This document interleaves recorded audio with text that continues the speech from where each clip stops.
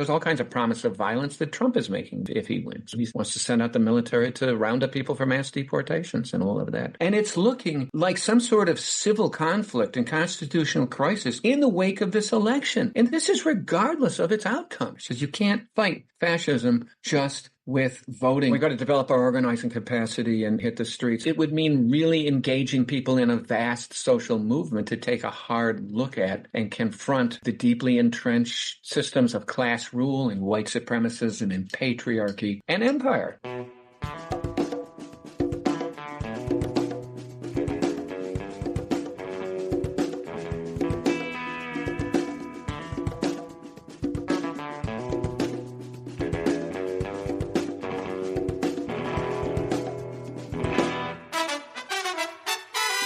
Welcome to episode 216 of the Refuse Fascism podcast, a podcast brought to you by volunteers with Refuse Fascism. I'm Sam Goldman, one of those volunteers and host of the show. Refuse Fascism exposes, analyzes, and stands against the very real danger and threat of fascism coming to power in the United States. In today's episode, we're sharing an interview with Paul Street. Thanks to our patrons who make this show possible. Become one today at patreon.com/refusefascism. Thanks to those who are spreading the imperative by purchasing and wearing our Refuse Fascism t-shirts. Link in the show notes to get yours. And those who take the extra step to share the show, to rate, review, and subscribe. It helps so much in helping people discover this resource and join the community. So hopefully after today's show, you'll be inspired to do the same if you haven't already. And note to patrons, it's decided we are going to do a discussion of the War Game documentary for our next virtual event at the end of the month. So stay tuned to our Patreon page for an update on time, date, and link. And if you want to join, you always can. So sign up at that Patreon page and you'll get the information. Before we get to the conversation, some updates as they relate to the fascist threat. Now, at 57 days to the election, the Republi-Fascist Party's overt efforts to suppress the vote and overturn unfavorable results are only escalating.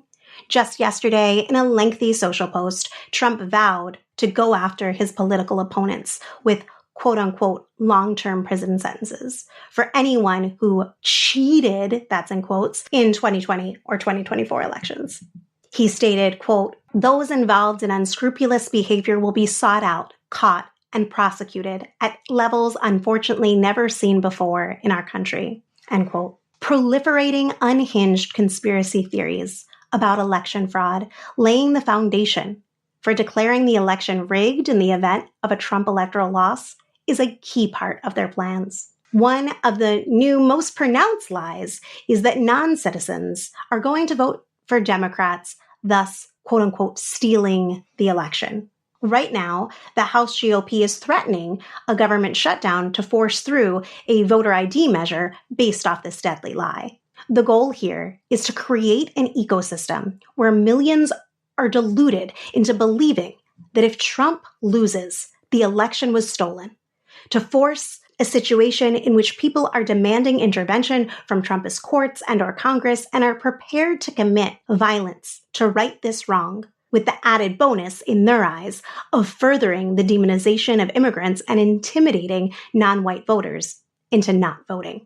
One of the themes Paul and I discuss in our conversation is this likelihood for fascist violence in the event of a Harris win.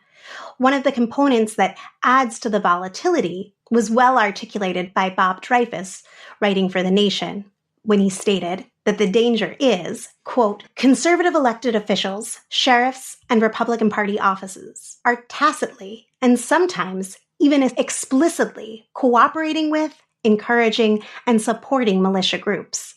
The membrane that has long separated the state and local governments from non-governmental and private ultra-right actors, including violence-prone ones, is becoming increasingly porous," end quote. This is something that we have delved into in previous episodes, including episode 198, my April 21st interview with Devin Burkhart and Carolyn Gallagher, and episode 187, my January 20th interview with Kathleen Ballou. In my conversation with Paul, we also talk about Attorney General Ken Paxton of the Fascist Republic of Texas using search warrants, undercover operations, and more to terrorize and intimidate Latinos in San Antonio, Texas, including several elderly members of the League of United Latin American Citizens. Shortly after Paul and I spoke, we learned about similar Gestapo-style tactics in the fascist laboratory that is Florida, where Governor Ron DeSantis is sending cops to the homes of people who signed a petition to get Amendment 4 on the November ballot. Amendment 4 would overturn the 6-week near-total abortion ban in the state and protect abortion access in Florida until viability. This is on top of earlier in the week, the Florida Department of State requesting information on 36,000 people who signed the petition. They are inspecting thousands of already verified and validated petitions in the final 2 months before Election Day. Also, is it legal that DeSantis launched a website against the amendment? Oh, and guys, remember when Trump and his fascist-stacked Supreme Court said they were giving abortion back to the states? Well, to the degree that it wasn't 100% bullshit, this is what they intended. In Missouri, a judge just ruled that their abortion rights amendment that would be on the ballot in November was in quote-unquote blatant violation of state requirements. While it will be appealed, it's not without precedent or possibility that this initiative will never see the ballot in November based on bogus technicalities. Just see Arkansas. In a surprise to hopefully nobody, the National Fraternal Order of Police, FOP, endorsed Trump, for now the third time, as quote-unquote America's fighter. Sure, he is a criminal. He's their criminal. Keeping in mind that Trump is less gearing up for the November 5th election and more gearing up for reseizing power no matter what, it's really worth listening to just some of what Trump had to say when speaking this week to the FOP. He is not only justifying and encouraging any brutality they inflict, but essentially enlisting them into the mission of fighting for Trump no matter what any election or court might say. But as soon as I'm back in the White House, the conquest will end and the great liberation of America will begin, and you're going to be the ones leading the pack.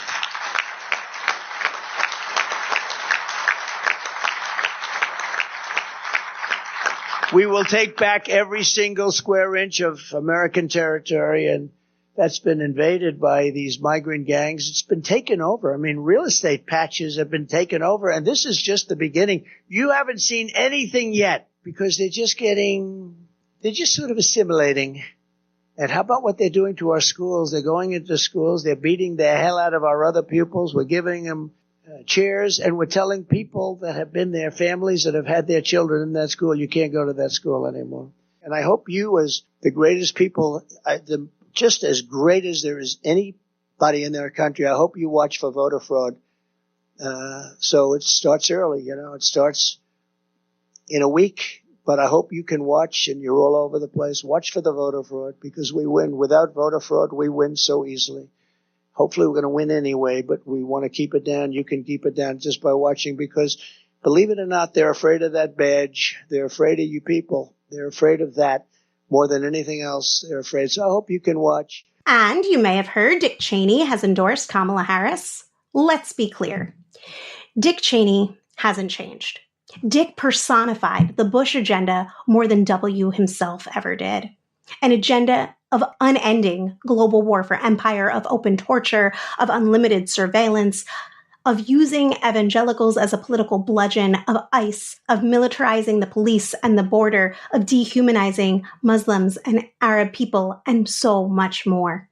He became vice president in an election where they lost the popular vote and very likely lost the electoral college, but still took power. He's against Trump because from that perspective, he thinks Trump is bad at doing bad. And he isn't endorsing Kamala because he's had a change of heart. He's for her because she more closely represents that aforementioned agenda. Dick Cheney hasn't changed. If you're excited about that endorsement, sad to say, you may have. This endorsement does mean something, but not what many want it to mean. It's not the arch neocons moving left. It's not even just the Democratic Party moving right. In this period of increasing global crisis, without a quote-unquote reasonable Republican Party, we are seeing a transformation of the Democratic Party, an often desperate mutual embrace under their branding of anyone and everyone committed to the stability of American empire over the inevitable riskiness of fascist transformation. To be 100% clear, this isn't a big tent that expands both ways. The Democrats are eager to get these demons on board, to have former Republicans speak at their convention, to even float appointing Republicans to their cabinet, while excluding, shouting down, and even brutalizing anyone who stands up against their empire's crimes. Example number 1 being the genocide in Gaza. About 2 months ago, people who detest American fascism were ecstatic over the election in France, where it seemed that the French center had united with the French left to stop the advance of Marine Le Pen and her fascist Popular Front. At the time, it was very unclear what would come of this. But that didn't stop many of these Americans from loudly proclaiming that anti-fascist unity in the voting booth for their candidate was necessary and could be fruitful for everyone. People were surprised that French President Macron initiated these unscheduled elections and that he accepted this unity at the last minute. And many thought this might signal a shift away from his reactionary pro-corporate, anti-migrant, and notably anti-Muslim policies. For years, Macron, a former banker, has been perceived as an effective centrist moderate, imposing reactionary policies, but always with an even tone. In 2017, when he became president, his type was referred to as someone who's willing to work with anyone, what we might call, in the context of 2024, a fascist collaborator. Fast forward 2 months, and Macron has all but thrown the results of that election out, appointing someone significantly to his right to be the new prime minister. It's a profound reminder that those who value order over justice will do everything in their power to make the fascist ascent as orderly as possible. When we feel forced to defer to so-called centrism or moderation, those centrists and moderates are all too willing to defer to fascists. With that, here is my conversation with Paul. We're in that time where it seems like decades happen over the course of just a week, sometimes even over the course of just a day. And I find when that happens, you need some help from a trusted friend and some help to dissect what is going on, what's driving it, and how in this seemingly chaotic, maddening mess, we can find a pathway to not just understand what we face and what's happening, but to actually refuse fascism, as we aim to do on the show. And one of those friends for me is Paul Street. As any listener knows, as a frequent guest of the show, we're so glad to have Paul with us again to talk about some of the things that are developing and what's right underneath the surface. Paul is a historian, he's an author, and he has a wonderful, very active Substack, The Paul Street Report. Paul, how you doing? Hey there. Thanks for joining me. Yeah, not bad, not bad. It's nice here in Chicago. I covered the DNC, and so here we are. The Kamala sugar buzz is still hovering over the near west side of Chicago. You can see it over there where the convention. You recently wrote, quote, "There is seemingly no end to the lethal and dystopian absurdity of U.S. American political life right now," end quote. And I wanted to talk more about that in relation to the fact that Tuesday, September 10th, this fascist menace, Donald Trump, will be having a presidential debate. His second one, possibly his last one, and the whole world's going to be watching. And this is seen as completely legitimate. I just thought it might be helpful to remind ourselves of what insanity this is. It really is mind-boggling. I said somewhere on social media a couple of weeks ago, you don't debate arch-criminal fascists. You lock them up. Let's just review Trump a little bit. I mean, this guy actually has according to 538, he's got a 41 to 45% chance of being the president again. This could really happen. He could do a Grover Cleveland, skip a term and then come back and have a second presidency. This is a guy who, as president, killed untold tens, if not hundreds of thousands of people with his pandemic policy, his pandemo-fascist policy. Referred to neo-Nazis in Charlottesville as very fine people. He told the Proud Boys to stand by and be on duty, to be paramilitaries for him, in case he needed them to overthrow the election. He told Border Patrol, I'll pardon you if you shoot asylum seekers. He wanted to shoot George Floyd protesters in the legs. He wanted to deploy the U.S. military to crush the George Floyd protest.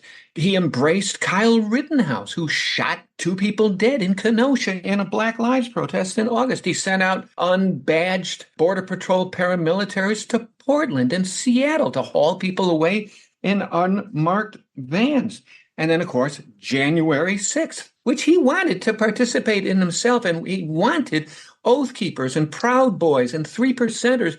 He said, take down the metal detectors. He wanted these people to be able to carry AR-15s up to the U.S. Capitol to go after Mike Pence and Nancy Pelosi. That's the presidency. And then since then, we found out he's an adjudicated sex offender. He has hosted Nazis in his estate in Mar-a-Lago. We know he stole and obstructed attempts to get back federal classified documents.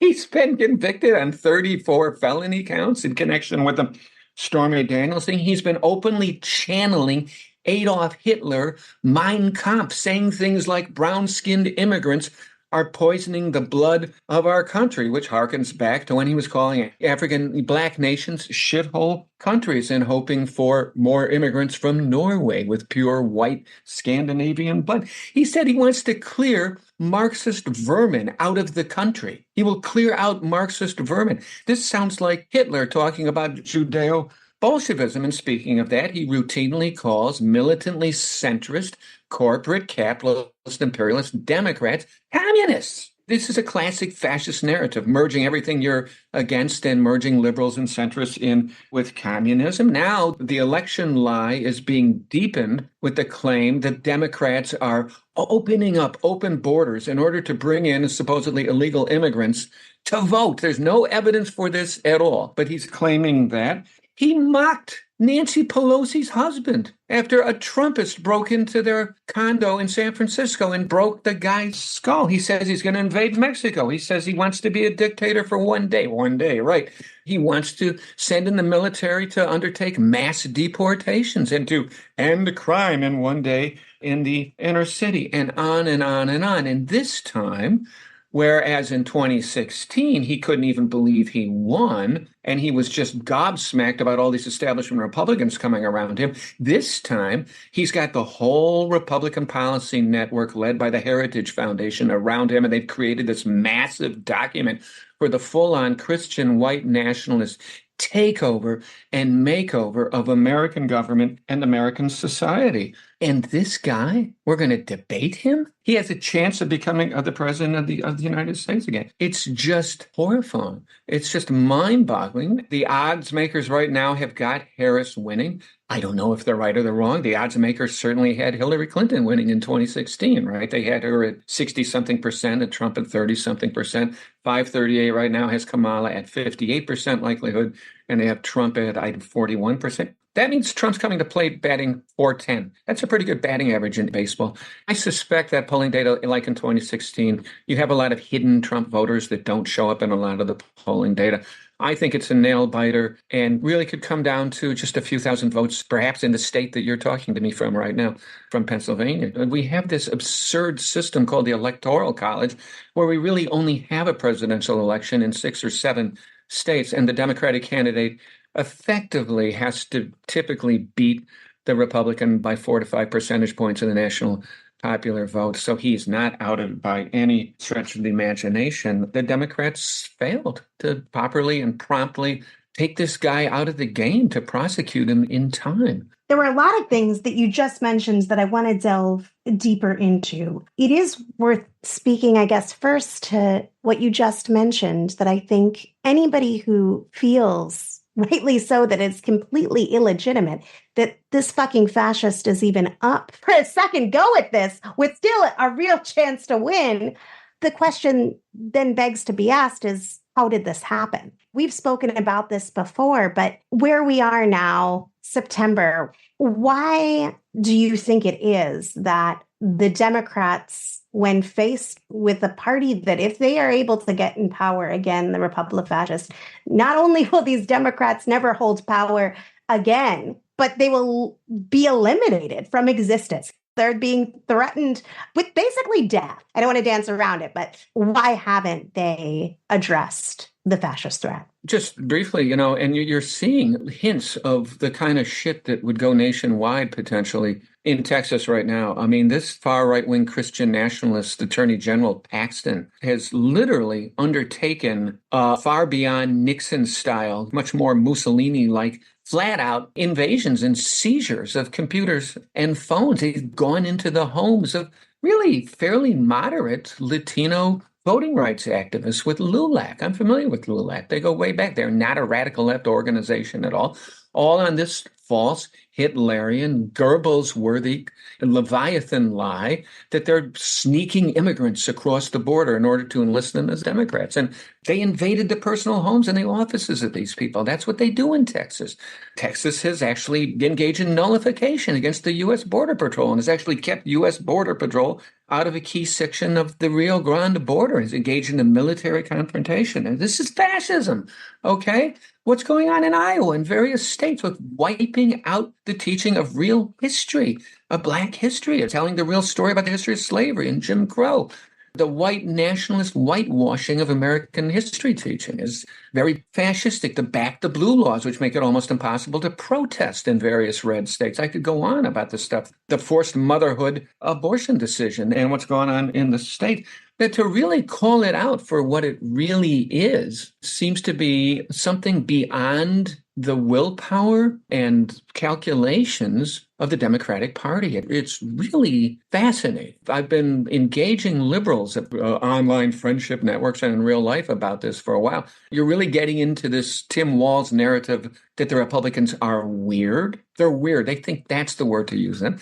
F word, one they like? Felon. They've been really getting into calling Trump a felon right now. We don't want to have a felon in the White House. They're getting into this whole demonization of felons, which is very problematic because we have a racist criminal justice system and a mass incarceration system that has saddled 1 in 3 Black male adults with a felony record. And you go around screaming, felon, felon, felon. I think sometimes they don't know it, but it's a big raised middle finger to a vast section of Black America whose life chances are blown up by felony. We're going to say, well, you want to call him an F word? Call him a fascist.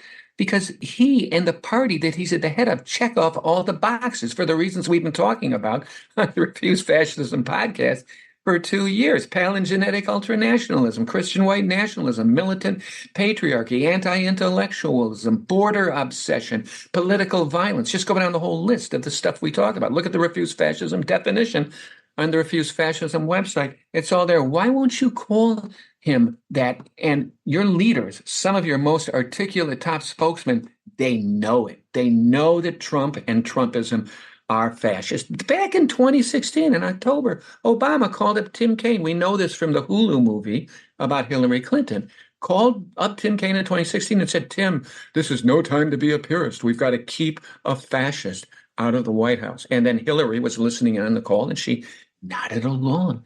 Obama has never said fascist in public. Bill Clinton certainly knows it. He hints at it. There was this one little moment when Biden was talking to some donors in Manhattan in 2019. He said, hey, guys, I'm going to say something, but MAGA's kind of almost a little bit like semi-fascist. Remember that? Something kind of like semi-fascism. It's not kind of like, and it's not semi, okay? It's fascism. Why won't they say it? And that's a very, very interesting question. What I think it's about is that, A, you'd have to give up the American exceptionalist ghost and admit how fucked up this American system is, how American capitalism and imperialism has, in fact, organically generated its own fascist movement. It's a hell of a statement about our political system that one of our 2 major parties has crossed over into Americana white nationalist neo-fascist space. And the other part of it, I think, is then you'd have to admit that you'd have to mobilize people and stir them up in a way that went beyond these quadrennial, candidate-centered, big money, corporate-crafted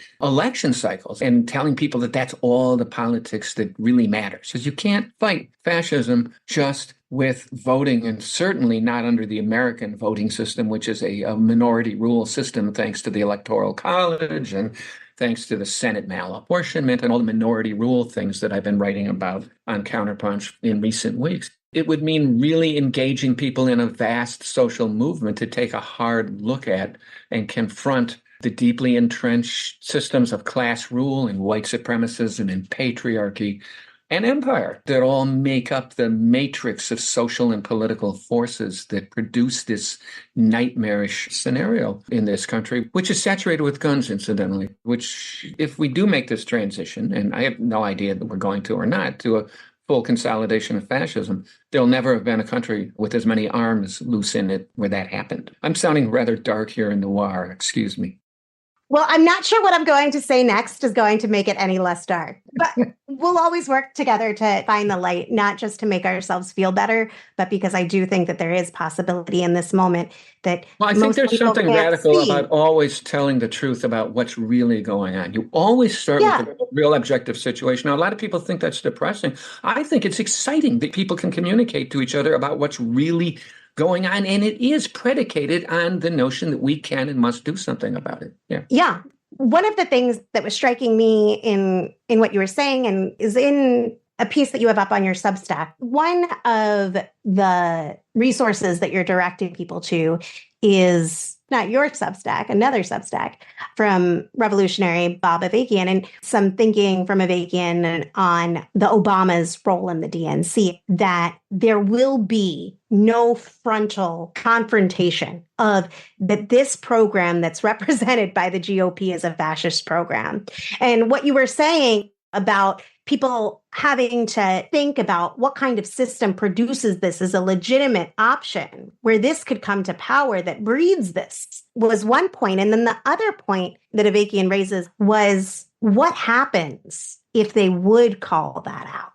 And you did have a situation where they were saying, this is a fascist party. Yeah, I think the full fear that they, in this case, I'm talking about the Democrats, if they were to unveil the threat as fascist as opposed to weird as some aberration, that people would start looking for what real solutions are. And if people did go to want to oppose fascism in the way that it needs to be resisted, it could get way out of the control and management of the Democratic Party. And from that, people not being so corralled and restrained in that way, people could begin to seek out, to look for, to find, and perhaps even fight for radical solutions, if not outright revolutionary, emancipating solutions. Well, Refuse Fascism in its original mission was trying to get rid of Trump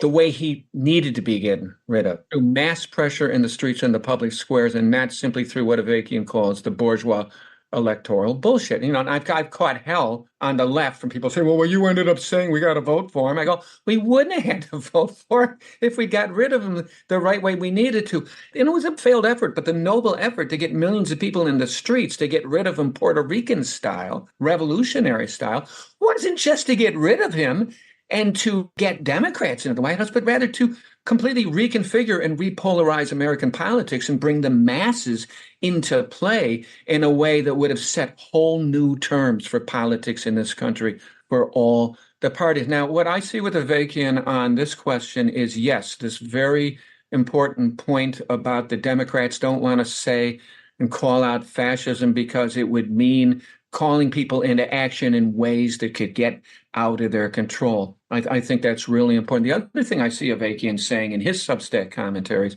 is, folks, enough just focusing on the horse race. One of the whole half of the political structure in this country having gone fascist.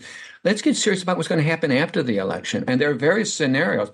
And it's looking like some sort of civil conflict and constitutional crisis, God knows, potentially even something on the scale of a civil war in the wake of this election. And this is regardless of its outcome. That's really important. And that sounds horrible. And if you talk to your liberal cousin about this, they'll probably get all scared and all that. But at the same time, the civil conflict that's going to emerge, that may well emerge between these two parties that are at each other's throats. The very interesting point in Avakian that I'm seeing in this regard, too, is that the divisions that exist within society all the way up to the ruling class, and then drifting down into much of the populace, this intense polarization. It's probably more extreme in this country now than any time, literally, since the Civil War, since 1860 and 1861.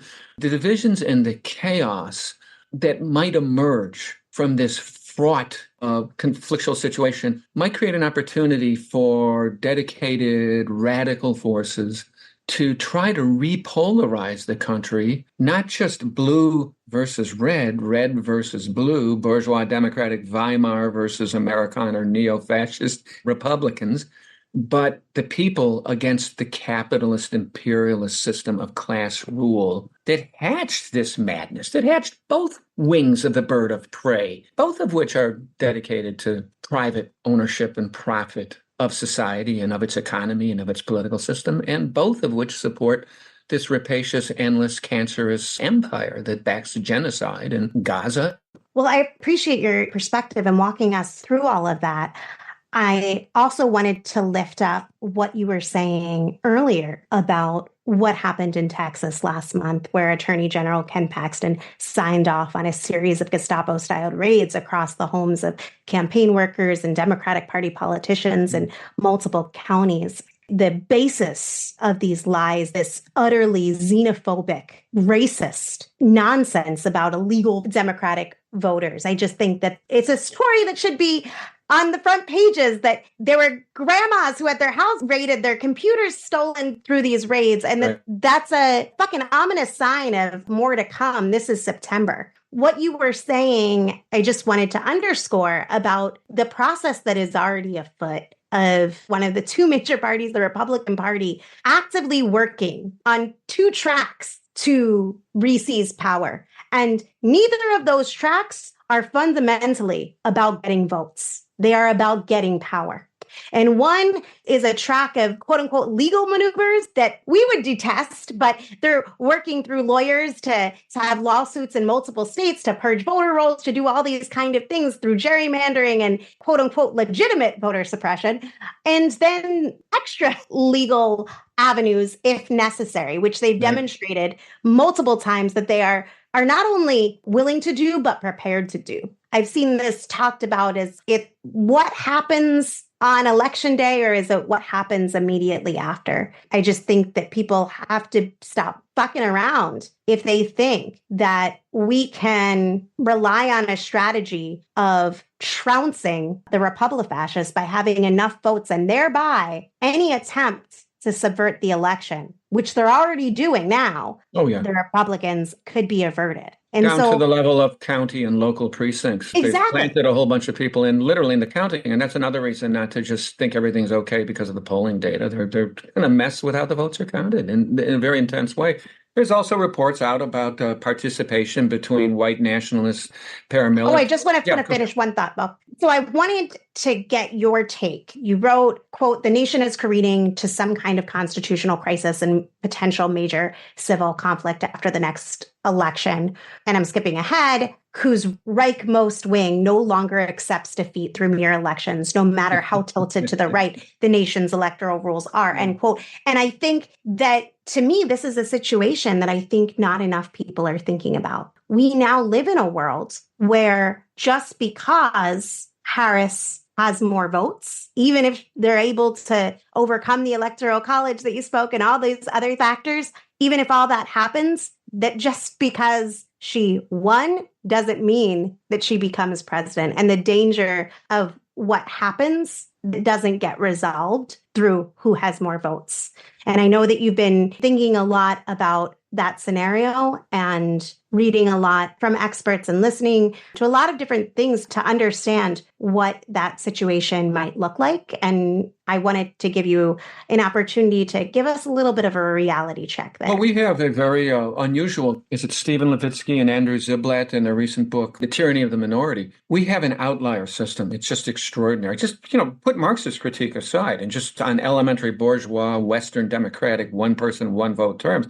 We have an outlier system in many ways. The lifetime appointed Supreme Court, ridiculously powerful and malapportioned upper branch of the U.S. of the legislative branch, incredibly powerful states' rights, which veto national majority public opinion if you haven't had the misfortune of living in the wrong territory, the wrong state. And of course, the Electoral College, which is really off the charts. And other democracies, so-called democracies, have experimented over the centuries and decades without having popular presidential elections. They've all gotten rid of that, except us. We still don't popularly elect the president. This is something that I hear from young people that are like, we're not putting up with this shit anymore. We've had two of these in this century. Bush 2000 and Trump 2016. It's happened 5 times in American history where the person who won the popular vote lost the election. The one very distinct possibility is that Kamala Harris comes in with a significant popular vote victory and an electoral college loss, depending on how some of the 6 or 7 swing states go. And I think there'll be significant protests. And I think this time it could really heat up in response to that. I don't think this Trump administration this time would respond anywhere near as mildly to protest as it did in 2016 and 2017. So that's one of the many scenarios. There's the scenario that Trump wins flat out, which I think is highly unlikely. Probably the most likely scenario is that Harris squeaks it out in the Electoral College, wins significantly in the popular vote, and we see a really big paramilitary, neo-fascist, that we deal with months of violence and payback. It could go into the next year, and who knows where that goes. But her losing could get quite ugly. And of course, there's all kinds of promise of violence that Trump is making if he wins, what he's going to do. He wants to send out the military to round up people for mass deportations and all of that. There's all kinds of scenarios. Tim Walz has been telling everybody, let's gear up for the election. Let's do everything we can. He's a football coach. Let's leave it all on the field. Leave it all on the field. You better not leave it all on the fucking field. You better not be completely exhausted on election day. I wonder, what are your plans? What are people thinking about? Our elections aren't just on election day anymore. We're in a new phase now, like you were quoting me. One of the major parties no longer accepts elections. Just because we lost an election, well, so fucking what? We're going to keep fighting anyway. They don't accept jury verdicts that don't go their way. They don't accept the rule of law. They don't accept previously normative electoral bourgeois rule of democracy. So really, we're looking at 24, 25. This thing is going to roll on. And so what deeper things are people thinking about? How are they getting ready for potential civil conflict? And would they like to take a look at the society that gave rise to the social order, the capitalist-imperialist system that gave rise to this chaos in the first place? There were some insights that I think are worth sharing that you were highlighting in terms of helping people understand this most likely right now scenario of a Harris fading by and just getting it in the rage and unhinged violence that we could potentially and likely see, in addition to all the cases that I'm sure we would see in that event that would go to the fascist Trump-stacked Supreme Court.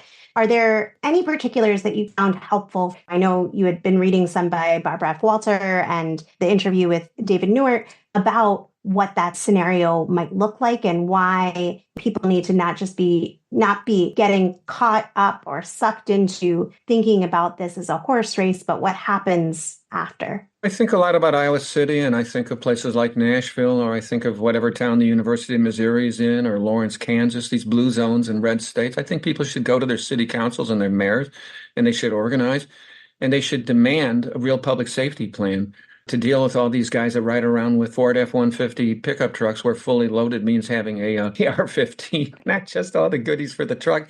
The guys out at the tractor supply in Iowa City, where I go to buy dog food for my lovely dog Oreo, tell me that everyone's buying gun lockers these days. They're paying $1,000 for gun safes and storing up their ARs in there.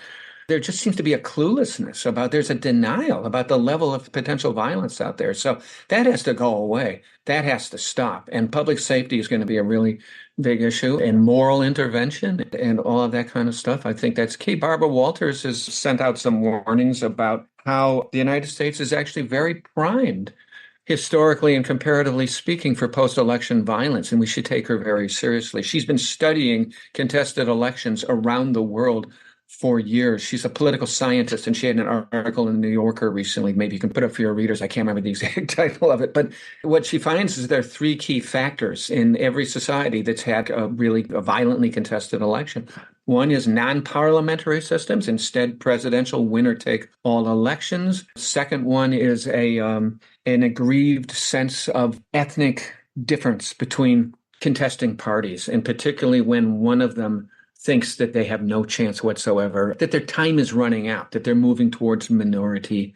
But you add them up, and we are very, very strong candidate for post-election violence. I mean, the first thing to do, and Newart talks about this, what you're referring to with David Newart was a big interview in American Prospect that Rick Perlstein did with Newart. Who David Newart is maybe the leading investigative reporter expert on the far right. And Perlstein asks him at one point, is this on the radar screen? What's going on? Is it on the radar screen of law enforcement? It's on the radar screen of the Democratic Party? Is it on the radar screen of the media? And Newart, who really follows this stuff real close to the level all the way down to following the dark web and listening to hearing and researching directly what all these paramilitaries are saying and the plans that they're making. And Newart says, no, it's all about the election. And they just blow it off. I don't know if you remember, after the election in 2020, I was in numerous Zoom sessions with liberals and progressives, Democrats mainly, both in Illinois and Iowa, these gigantic Zooms about, okay, so where are we right now? And I was like this lone voice saying, they're not going to accept an election laws. They've said it. Trump has said many times over and again that he can't be actually defeated in a fair way, that will have to be stolen. And they're going to try and have a coup. And people looked at me like I was nuts, like I was some sort of paranoid, schizophrenic boy who cried wolf. And then fucking January 6th happened, as I think we kind of predicted, didn't we? Didn't we know that? Pay some fucking attention, people. That would be job one. Get some public safety plans and get serious about what's going on in this political and social order right now. And that's just a start. I'm not giving any great organizing advice about what is to be done because I'm a PhD intellectual with my head in clouds. That is such bullshit. Your head might be in the clouds, but it's also amongst people and fighting for people. Yeah. So, and not just for people, but for the future of a livable planet for any species. So, you know, I've been out in the streets. I've almost got killed in a few factory jobs. So, yeah. And even if you didn't, people that think about why the world is the way it is and doesn't need to be is not a poo-poo task. I didn't mean to suggest that people have to go out and work in factories in order to understand. No. I'm just saying that to you. I'm throwing out the class truth, okay?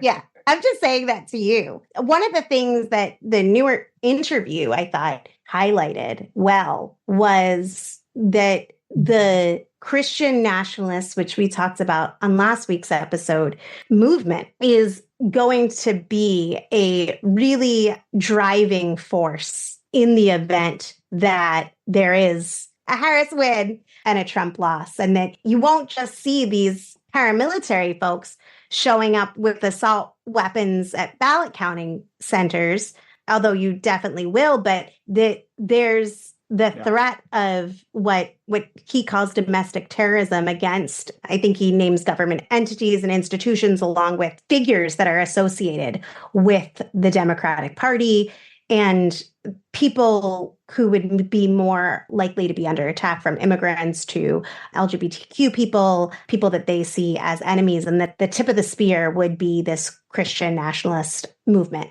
Which he's been following very closely, really, for many years. He's an expert on it, yeah.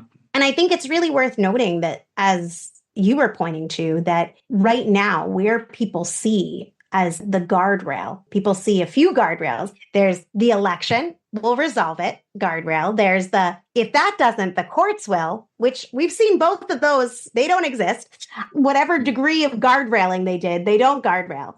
Then there's, in this law and order nation, it's law enforcement. That if the paramilitary was in the streets, if they were shooting immigrants in blue spots and red states, that would be taken care of. And I think one of the points that he makes is, well, look, we have Trumpist cops.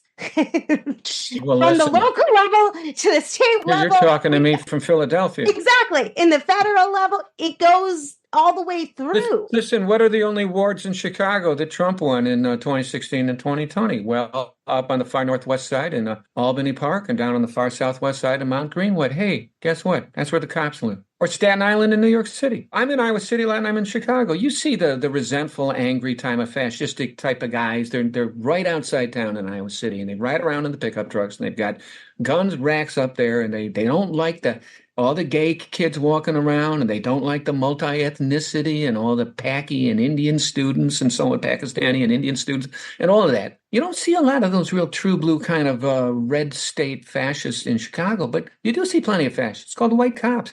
When I'm at actions here in Chicago, I always just kind of slyly step over to the black cops saying, you're going to have to watch out for the white cops. There used to be a progressive Afro-American patrolmen's league here in Chicago. You have to watch out for these motherfuckers and what's going to happen after the election. This is the first election that I felt like in my lifetime at my advanced age. When I think about how is this going to play out, and experts who follow this stuff closely are saying this too. For the first time, I feel like, where are people in the military on this? I mean, this is like Latin American or African.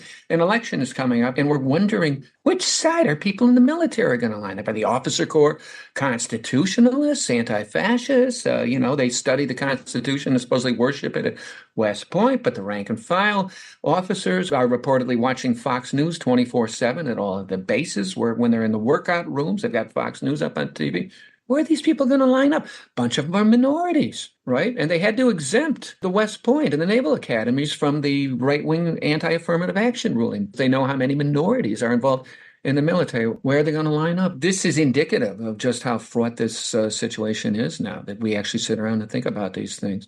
And the cops are very, very problematic in the cities. And the guy that runs the Fraternal Order of Police in Chicago, Carranza, is a flat-out Trumpist fascist. I'm guessing it's similar in Philly. It's not good. It's, in fact, very bad. You could go that far. You could go that far.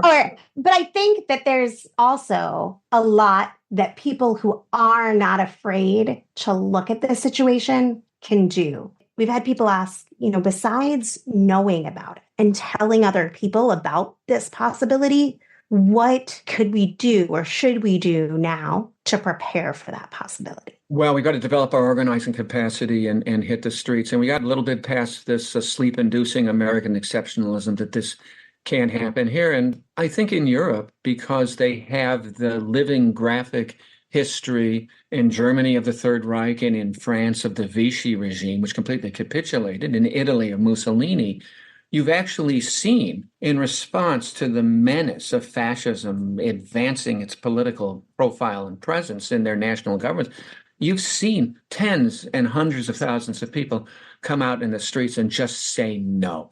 We will not put up with this type of backwardsness and arch-reactionary sentiment. There's space for that because of their historical experience. So we've got to stop thinking that we get people to understand that we are not exempted from historical patterns whereby class-ruled capitalist imperialist society tends to give rise to fascism. So public education is absolutely critical. I hate to sound like Henry Giroux in a previous podcast there, but we really have to up our rhetorical, intellectual, and educational game, not just in classrooms, not just in universities, but with each other. We really have to start having meaningful, non-evasive conversations with our friends, with our relatives, and all of that.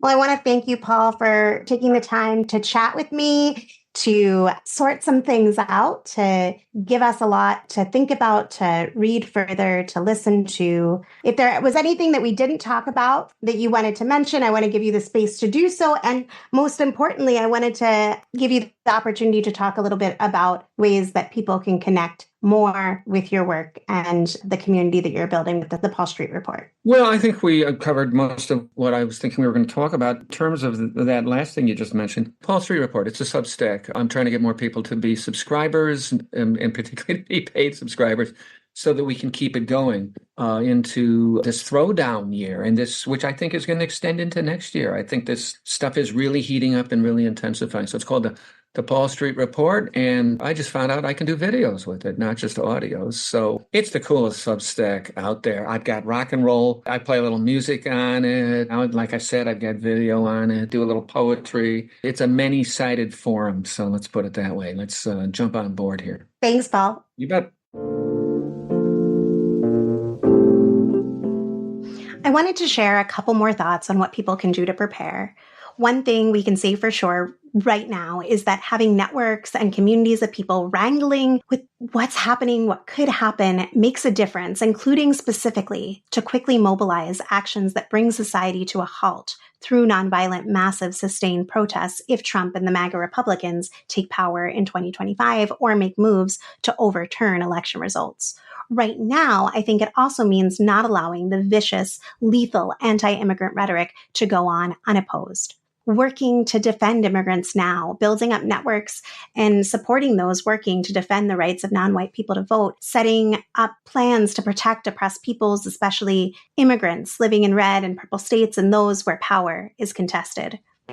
Thanks for listening to Refuse Fascism. Want to help this show reach more people when it's so needed, perhaps needed the most? Amazing. As people rightly agonize over the fascist threat, help grow the community we need by literally wearing Refuse Fascism across your chest by purchasing one or more of our Refuse Fascism t-shirts. If you want to take a step further, become a patron for as little as $2 a month at patreon.com/refusefascism. Thanks for your support. And if you can't give now, or if you did, or give on a monthly basis through being a patron, share the show with others. Rate and review on Apple Podcasts or wherever you listen. Comment on our social posts or YouTube uploads. It makes a difference and is so appreciated.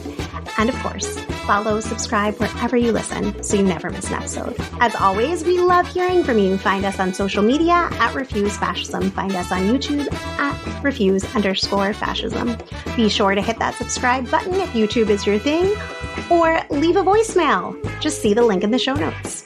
If you want to reach me, you can do so at the Hell site, Twitter at Sam B. Goldman, or drop me a line at Samantha Goldman at refusefascism.org, or find me on the TikToks at Sam Goldman RF. Thanks to Mark Tinkelman, Richie Marini, and Alina Thorne for helping produce this episode.